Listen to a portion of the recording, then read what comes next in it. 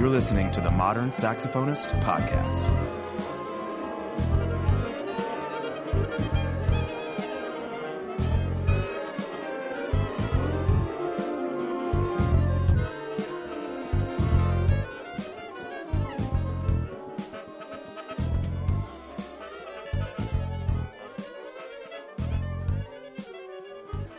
Welcome to the Modern Saxophonist Podcast. I'm your host, Mark MacArthur, and you are in for a special treat today as I am joined by Dr. Rhonda Taylor.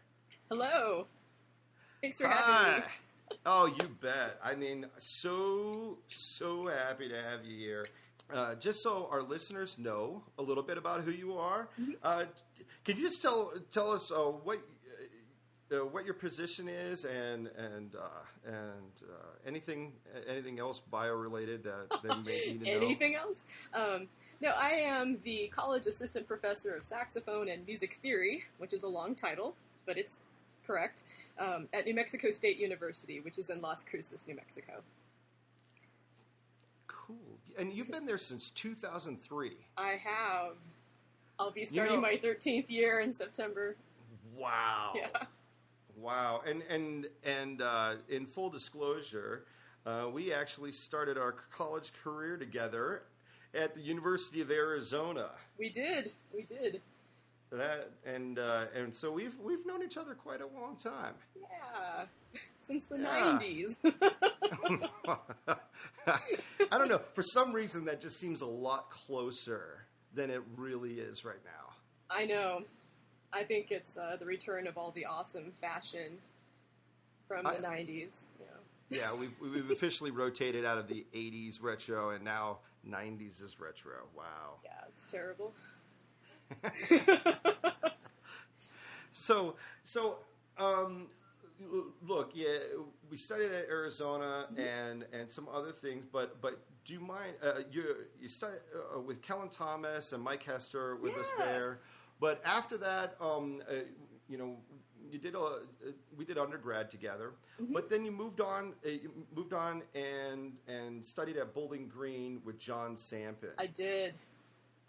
That was amazing. I mean, I think so many of our significant experiences as creative people have to do with the combination of being ready for something and then intersecting with that, whether it's listening to a piece of music at just the right time in your life or having just the right teacher at the right time in your life. And I feel really fortunate in that when I think of Michael Hester, Kellen Thomas, John Sampin, the order in which I studied with them and sort of the maturity I had as a musician and just as a person while studying with them really was just right on. You know, Michael Hester, probably the most supportive and kind-hearted teacher I've ever had, you know? Couldn't agree more. Yeah, just, it didn't matter how your playing was going. He found a way to keep you in the game. And now that I've been teaching for a little while myself, I appreciate that much more now than I did when I was in the studio with him. And then Kellen Thomas is just like this mad genius. His ears are just insane. So, you go in and you play, and as you know from studying with him yourself, you play, and in a very short amount of time, he accurately diagnoses many things going on in your playing, and then, and this is the tricky part as a teacher, I think, has a way to explain to you how to improve those things in a way that was appropriate language for what I could understand at the time. I couldn't agree more. Yeah, so you got the breakdown that he would do, and the timing thing. So much of that timing that you're talking about is my own experience as well. Oh yeah, and the way that Kellen was able to break into the core of issues that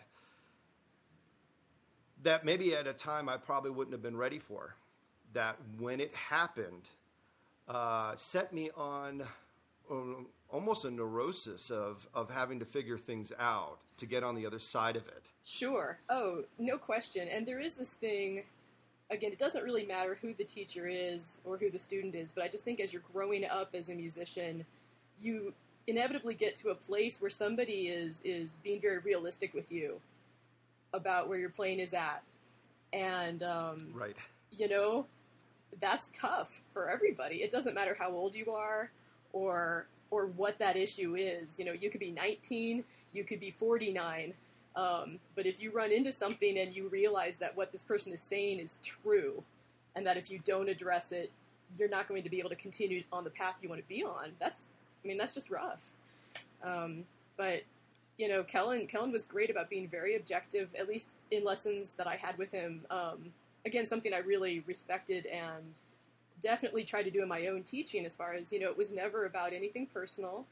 It was like taking your car in for a diagnostic. It's like, well, this part isn't working, so we need to address this so that the car can run. That's all. Yeah. You know. And the other thing I really enjoyed about studying with Kellen that was super appropriate for me is I found his teaching to be very much about the big picture. Brilliant teacher, brilliant listener, brilliant ears. You know, he could, you know, listens in incredible detail, but also really is interested in his students and himself sort of understanding the larger concept at hand. And you already know from knowing me, I'm such a big picture listener and player that, of course, I responded to that. Right.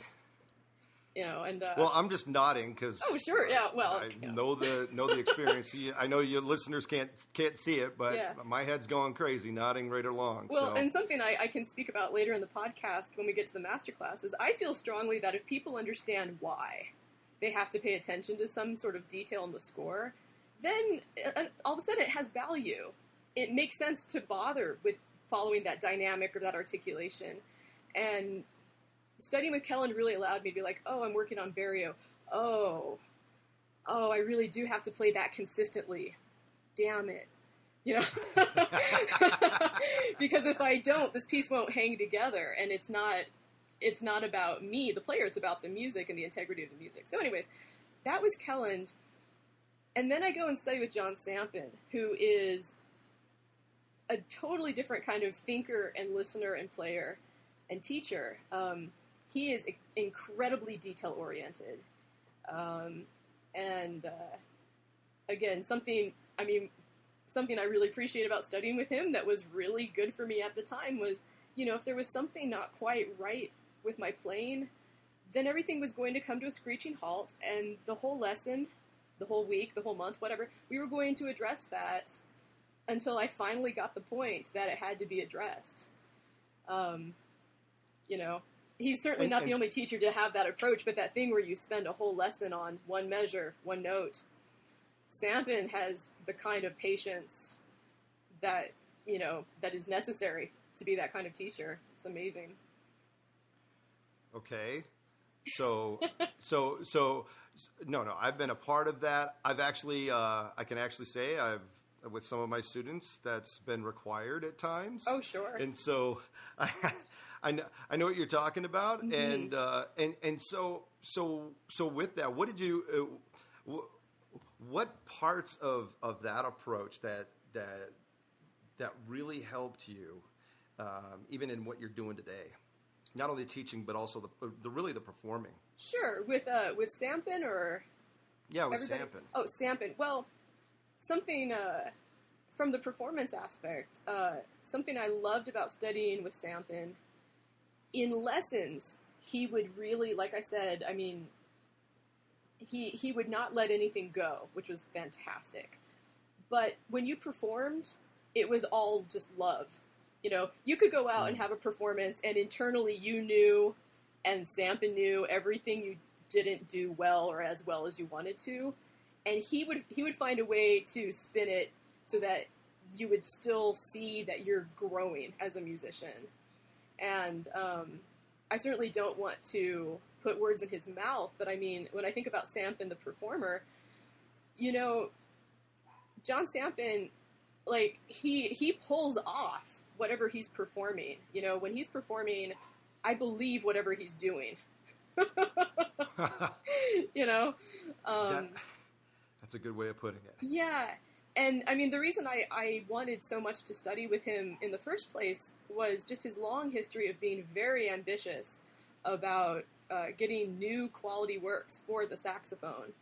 and getting to study with someone who had already been doing that and was continuing to do that well into his career, and is still doing it now.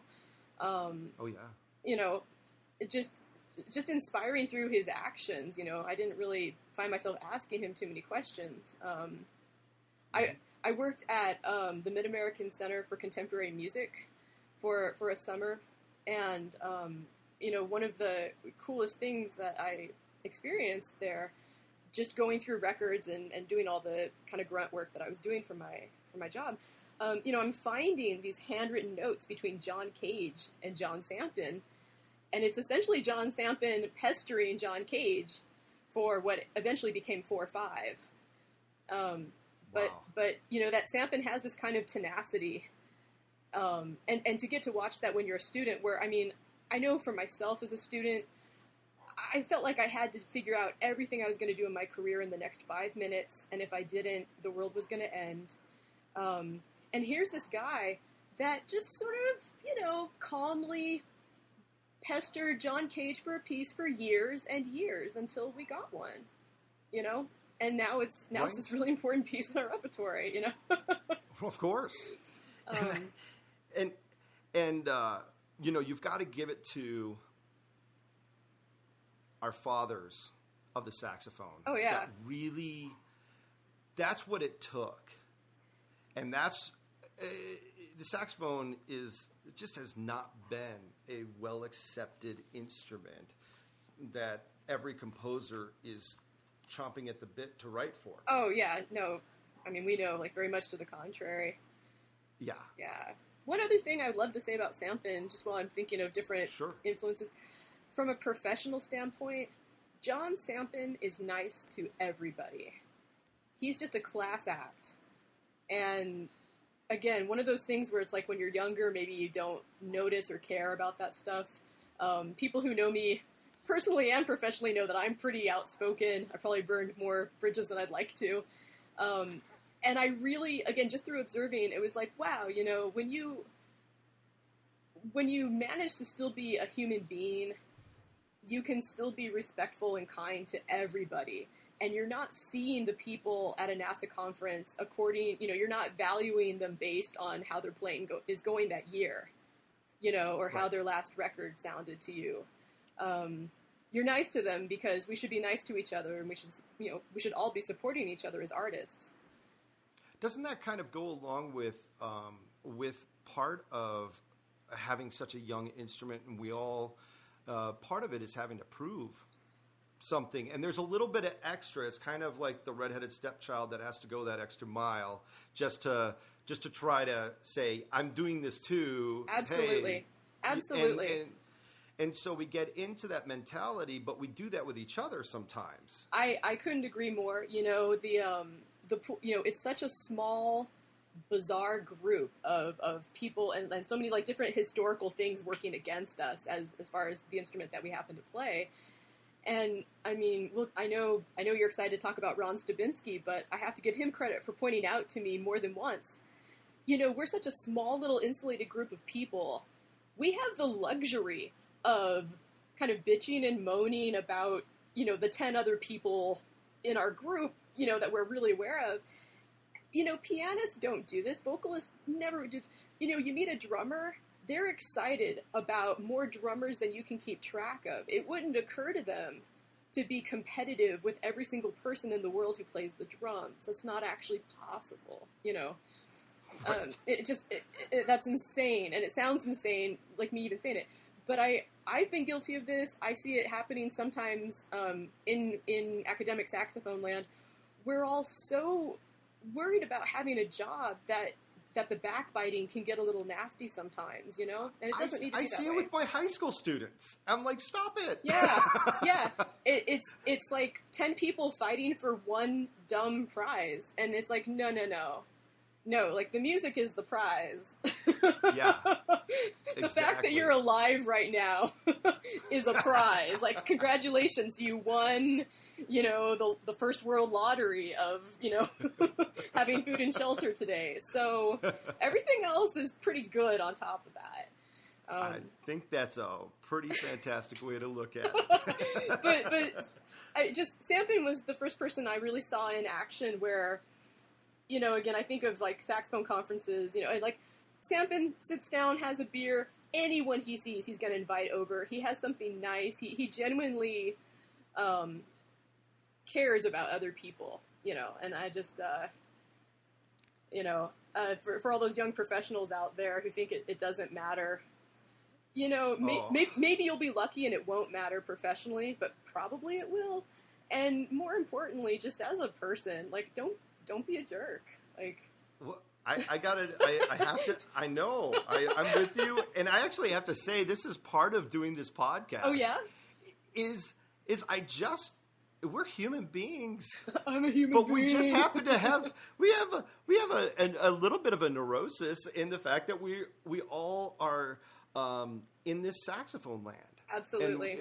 And we just are passionate about this instrument. Sometimes we don't, we're not around enough people who are talking about it in a healthy way to inspire us to maybe continue to focus on the right things and get to know some people around the country and around the world, hopefully, that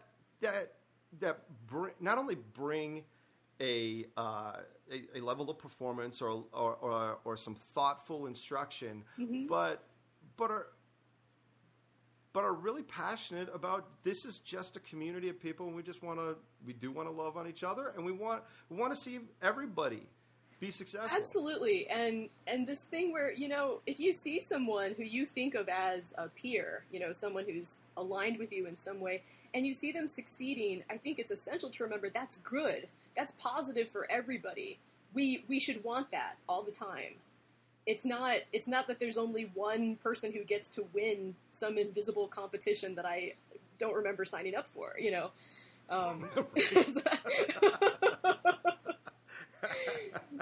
like when someone... What's your rating? What rating did you get today?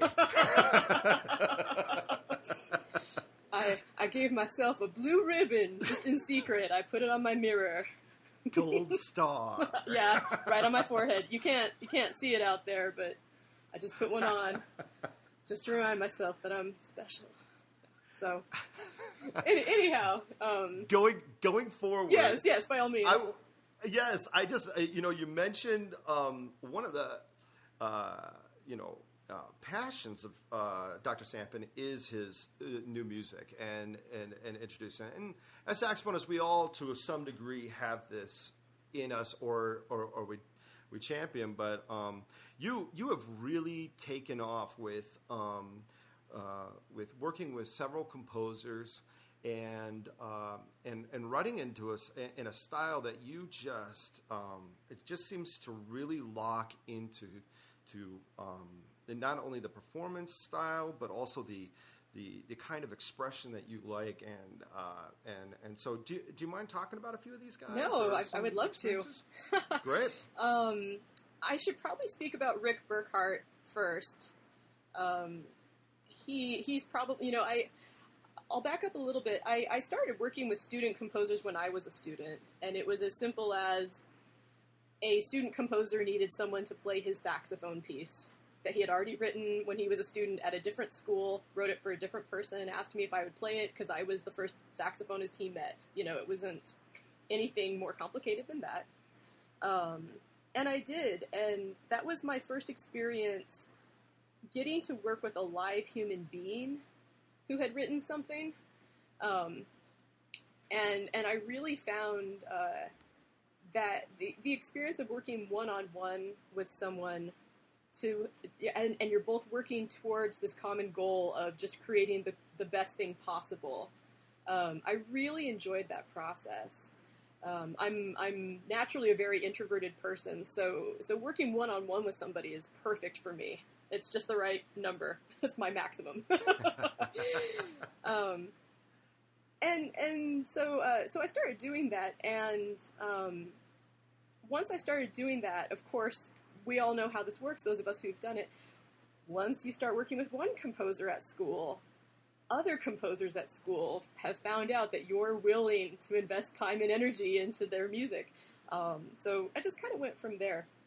I became familiar with Rick Burkhart through Kellen Thomas. Both of them were at University of Illinois at the same time, with a whole bunch of other champions of interesting and provocative art. And let's see, so Kellen brought Rick out, and Kellen and company put on like a concert of just Rick's music. So it was not just the one saxophone piece that you and I know, which is El Avion Grande, Right. that Rick wrote for Kelland, but it was an entire concert of Rick Burkhart's music. And, you know, at the time, Rick was mostly composing music with a little theater, and now, I mean, he won an Obie Award the first year he moved to New York. Like, he's essentially a playwright, probably first at this point, but, you know, just this really talented guy. And the thing that hooked me about Rick's music was when I was listening to each of these very different pieces, they seemed very different on the surface. There was this sense of there being like multiple levels of activity all happening parallel to each other. And as a listener or an observer, I was just getting just enough to have a sense of something really interesting and urgent going on. Oh, shoot, before this other kind of interesting and urgent thing was happening. And if you think about it and go back far enough, it's really polyphony, you know, but he was doing a lot of it with text. And around that same time period, I am a huge David Foster Wallace fan. I know many people are. I was reading David Foster Wallace's works as fast as I could right around that time. This was right around 1999, I believe. And something about David Foster Wallace's connection to this modern anxiety that we all experience, of, at least I do internally. I just hadn't seen that represented much at that point in my life in art, in any way, where just internally you have one train of thought, you think you're focusing on it, and then you realize you've already segued into 3 or 4 other also important to you trains of thought, and now you need to get back to the first one, but you still need to worry about all these other things. And that's just kind of modern life. And so that... I couldn't agree more. Oh, go ahead, sorry. What?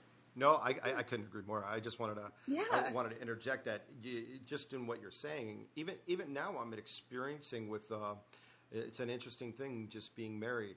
Mm-hmm. And now suddenly, you know, I've been called I can super focus on something with ridiculous amounts of energy, right, in one area, right, and then to be married now it's a little ADD across the board. I'm sure. And dude, and yeah, it's just only been brought to the forefront because it's daily life now. Right. So in what you're saying, I'm really connecting because yeah, it's amazing how with computers in our hands and everything else, how do we even hold a thought for longer than 30 seconds? Absolutely. And just this feeling that we actually, I mean, you know, depending on how political you want to be about it, I certainly feel that, you know, a lot of it is conditioning by the media. You know, it's because if we're always anxious and we always feel like we're not quite measuring up, then someone can sell us something a lot more easily. But just in general, there's the technological aspect as well, where it's more possible. It's insanely, exponentially more possible to be aware of as many things as possible. I'll just keep saying the word possible. But it's true. And so there's just, if you already have that in you, and I think culturally we do, just if your basic needs are being met and it's possible that someone with advertising dollars can find you young enough, you're going to grow up with a sense that, oh, you know what, like you and I are having a conversation right now. I haven't checked Facebook since we started this conversation. What am I missing on Facebook? What am I missing socially? What am I missing in terms of world news? What am I did something bad happen and I don't know about it yet? Is something awesome happening and I'm missing out on the awesome thing, and by the time we finish talking, it'll be too late to feel like I'm, you know, current enough to be a part of the group? Like, it's I'm ridiculous. Stressed out already.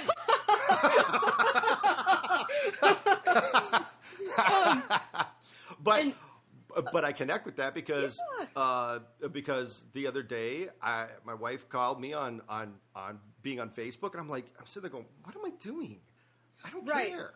Oh yeah, and I think that's the thing that gives me hope for humanity not just completely collapsing. Is so many people I know around our age who were born into a world without this kind of luxury. I feel like there's hope. Especially for us, just because we know what a world is without this, as opposed, 20-year-olds could do this too, of course, but that moment. Go ahead, sorry. So the obligatory, what do you see with your students that are in this age? Right. Might as well go down this rabbit hole. We're here. Oh, I'm happy to. It's really important. Go for it. I'll tell you, the number one thing that concerns me, and I don't care. I was about to apologize, but I'm actually so not sorry.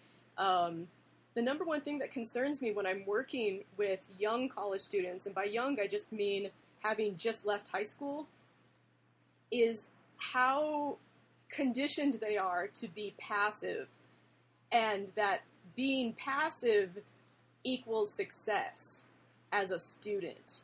That horrifies me. That is everything I'm against as an educator, as a person in society, as an artist.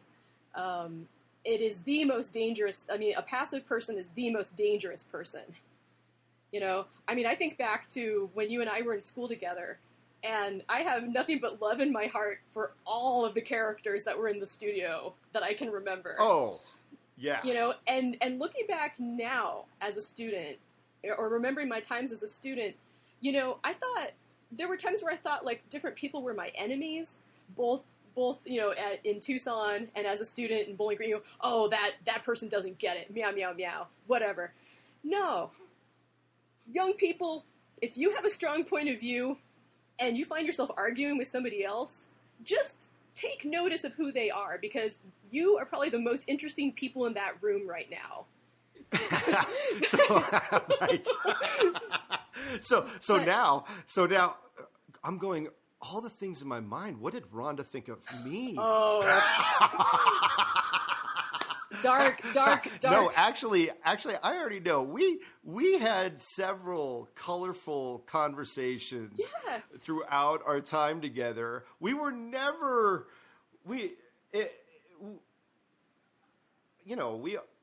I already, being in quartet with you, being in ensembles with you, doing everything that we do. I got to tell you, you get in that close of proximity, everything seems so important. Right? Everything matters. It's life and death. It's such a big deal. It's a fishbowl. It's such a fishbowl. And then you get out of it. And, what I do like is that both of us were who we were. Oh, yeah. And really, we could say things about, even to each other's face. This isn't behind each other's back. Oh, no, we're both very direct people. We were pretty direct. Yeah. And it just led to honest conversations. It's just a different perspective, folks. That's all it is. It's totally if you're not comfortable with just having a conversation, and here's the factor take out. You don't have to be right. Absolutely. That's such a huge, again, that thing where you think you're fighting for everything you stand for every time you don't agree with someone. And you're not. You're actually fighting about whether or not you want that to be more legato or more separated. Like it actually doesn't have to be everything else wrapped up with your identity. Right. But that's tough when you're young, So yeah, this thing with being passive, and I don't, when someone's fresh out of high school, I don't blame them yet. I blame bad public schools. I blame a lot of things culturally. But I find myself over and over again having to really, really just do everything I can to help students understand, number one, that I'm on their side. That's important. That because what I found a lot before I noticed this being kind of an epidemic is a lot of times I would ask a student a question in a lesson, and to them, any direct questioning was a confrontation.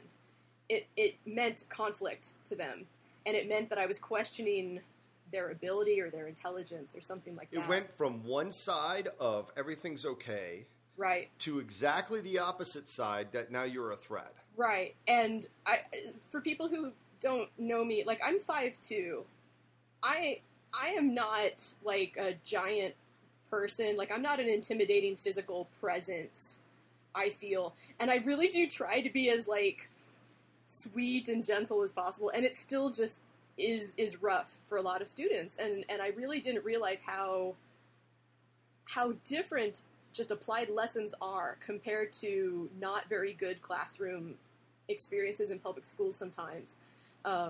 This idea that you're just alone with a teacher and they're going to be making eye contact with you, and there isn't an obvious yes, no, correct answer.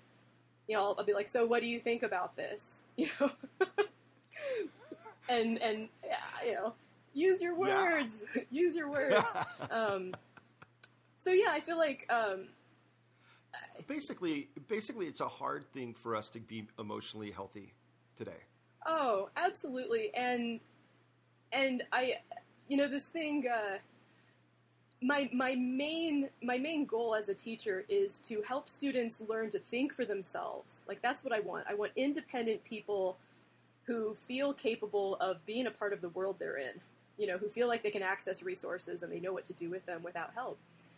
And this whole thing that we're talking about, you know, when I talk to students, I'm just trying to understand, and obviously these are huge generalizations. But when I talk to students who seem to struggle with working on their own, or just basic things like looking up information online that is so easy to do, you know, I'm like, so do you just get overwhelmed? Is that it? And they're like, yeah. It's like, all right, well, that's, you know, it's okay. Like, we're all overwhelmed. But it's a computer. Like, it's not going to slap you in the face if you go to the wrong website. Like, you'll waste a little time finding stuff, and that's normal, you know? Right. So, yeah. So, okay, what would you like to speak about?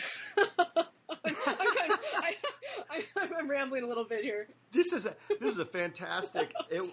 You know, one of the best parts about doing a podcast like this is that you know, we're sitting here with an outline, right? And we're just about 16 degrees off topic. And the best part is all of it's entertaining, and maybe, just maybe, somebody might get something out of this. I hope so.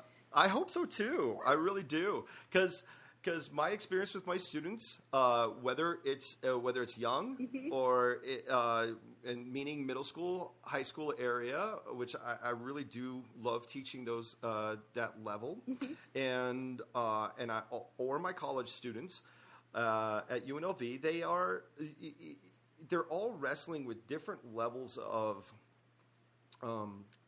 the sheep mentality. Yeah. And it's the what am I supposed to do? Oh man. Mentality versus, oh no, you're choosing to do this. The whole point is, how are you going to own this? Yes. To a degree in which you can express yourself either verbally, written, or through your instrument with efficiency and value. Yeah, absolutely. That's all them. I mean, and the hard part is when you start bringing in. I may be a little bit more physically intimidating. I'm bald. I got the whole Mr. Clean look with a goatee.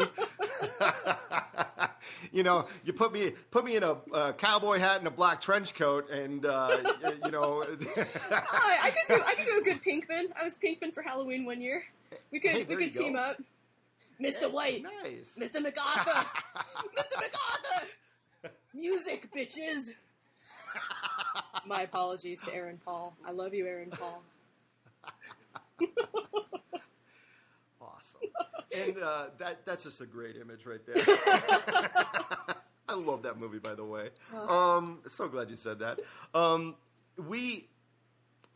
it's always a little bit of struggle, and it is a cultural thing. And once we start identifying, it really is breaking past a barrier psychologically, because once they get on the other side of that barrier, the benefit for me is I know it's there. Right. And I know that it's something they're wrestling with. Right. And it's okay. I'm okay with it. And they could take as long or as short as they wish, but it really is their choice. Oh, totally. The fun part is when they choose. Oh, yeah. Because when they get over this this thing and they start owning it, they're not waiting for me to do it for them or everything else. When they start owning it, it is ridiculous the results of what happens to them personally, their ability to do so many other things in life successfully, and just really enjoy life. Because we are playing music, and it's supposed to be fun, and with that, but in the fun part of it, I think there's a miscommunication as far as what does fun mean. Oh yeah. In our society, and it's not just belonging. No, that's not. Yeah. So. Yeah. You got anything else on that? I don't know. I think we. No, I mean I could go back to talking about Rick and how I started playing his music as a result of. Well, why don't you wrap up with that? Okay. Yeah. Yeah. I mean, because I just mentioned. I mean, that's where I kind of jumped off from as far as.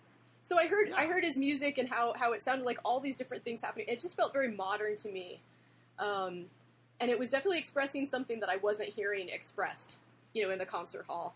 And at that time, I don't want to misspeak here. I had never commissioned a composer to write something for me and actually offered to pay them money and was and after I heard all of Rick's music, I thought I should ask Rick for a piece, and he's such a nice guy. This was 1999, so I was a master student at Bowling Green, starving student, and I'm like, I have $200.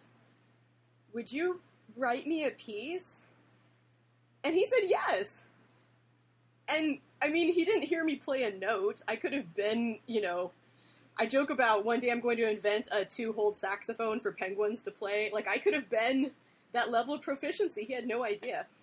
And so Rick wrote me this amazing piece called Audition that I premiered at the World Saxophone Congress in summer of 2000. Gorgeous. If you like Luigi Nono, strongly influenced by Luigi Nono's music. Rick was interested in multiphonics, so he borrowed the Londex book of the chapter on multiphonics, and then he proceeded to use, he used every one in the piece. Oh, man. Everyone. Yeah, just he's inclusive that way. Right. Yeah, and Rick is someone that I just, I mean, he needs 11 podcasts dedicated to him for me to speak about him enough, but before you and I started taping, we were talking about these people you meet along the way, in addition to your teachers. Right. And Rick Burkhart is one of these, he's so brilliant and strange and funny and, again, kind. That's the thing. I mean, I'd like to believe I'm much more proficient at playing his music now than I was, 15 years ago. But, his music is hard. And every time I've worked with him in person, he's been so generous. He doesn't have a professional gain to make from being kind to me. He's a much bigger star than I am as far as that kind of silliness is concerned. The other thing, too, about his music that I feel is true for most really sophisticated music, of course, everyone should be going for 100% when they're performing, but if a work is thoughtful and sophisticated, you can play it less than perfectly, which, let's face it, every human being will do, and the point's still going to come across. frankly, I would rather hear Barrio played even at like 75%, like a bad Barrio performance, than like a perfect performance of a piece of music that doesn't mean anything. You know, I couldn't agree with you more. Thanks. And I think actually the this is where we put a qualification on what the level of output that we can do, and it's imaginary in a lot of ways, and that's actually our limiting factor for a lot of people, and so I think there's a lot of people who just really appreciated the fact that you just said it that way. Oh, well, thanks. Yeah. I know I do, and I just want to make a point of that you can actually hear Rhonda's performance of Audition and El Avion Grande on the Audition CD, correct? That is true. And there's one other piece that's an earlier piece of his called Take Cover Story. It's alto saxophone and violin that he wrote in the early 90s, I think 93, but I'm not positive. That's a short piece, very challenging, and I recorded that with another U of A alum, Rose Drucker, who lives in Boston. Yeah, she's just she's so gung-ho. Oh, yeah. I asked her to play with me, again, when we were students together in Tucson. She had no idea if I was any good or not. I didn't know if she was any good or not. Someone recommended her, and, we got out this piece, and it was all of the stuff that for Rose was new. A lot of new stuff, Fearless. Right. She was all for it. Yeah, so. I do have to say, with the University of Arizona, there's at that time, I don't know about now, but I got to tell you, my time spent there were a lot of fearless people, fearless musicians just going for it. Yeah. So. Yeah. So.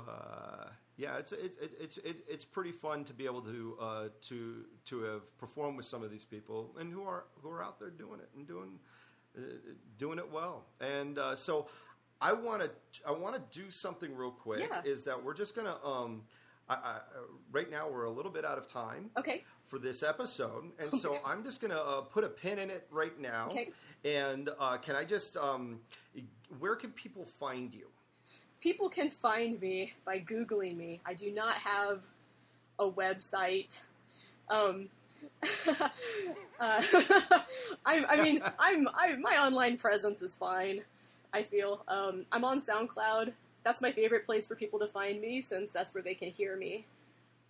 Yeah. And if they want to book me for something, they can certainly email me directly. That email is my first name, RHONDA .Taylor, TAYLOR, @gmail.com. You can also just find me at New Mexico State University with the faculty listings there.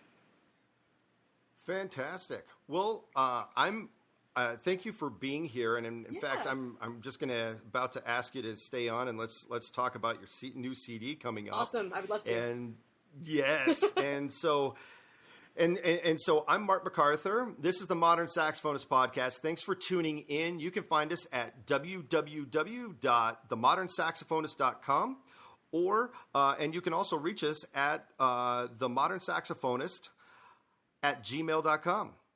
Thank you so much for joining us. Thanks for tuning in to this episode of the Modern Saxophonist Podcast. You can find us at www.themodernsaxophonist.com. We're also on Twitter @themodernsax.